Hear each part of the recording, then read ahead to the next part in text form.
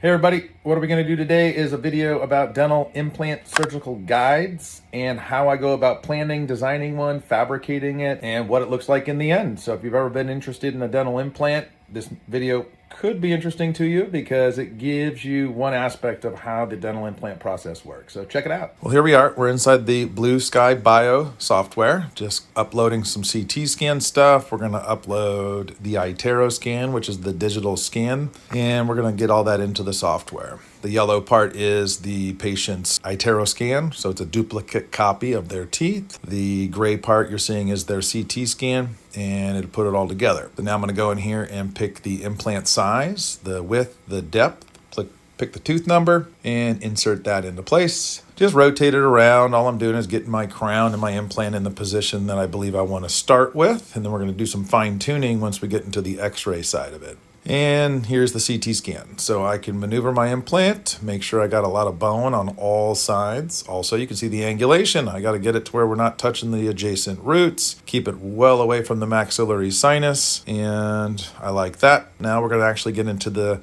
design of the guide. The blue outline there, that's going to be how it's going to get trimmed. I'm just going to do a couple of small tweaks here, get it looking perfect, and then we'll hit the button. It'll fabricate the guide. So now what I'm going to do is add a couple of what we call windows. This gives me visual access underneath the surgical guide to confirm that when I have this on the patient's teeth, we don't have any gaps between the guide and the teeth, because if we did, then we would lose all the precision that we're trying to gain by doing the surgical guide. There you go. That's the final look, and then we will 3D print this out, and we end up with a beautiful surgical guide. This is what it looks like, and patients coming in, we're going to put that on the teeth and get it all going for her.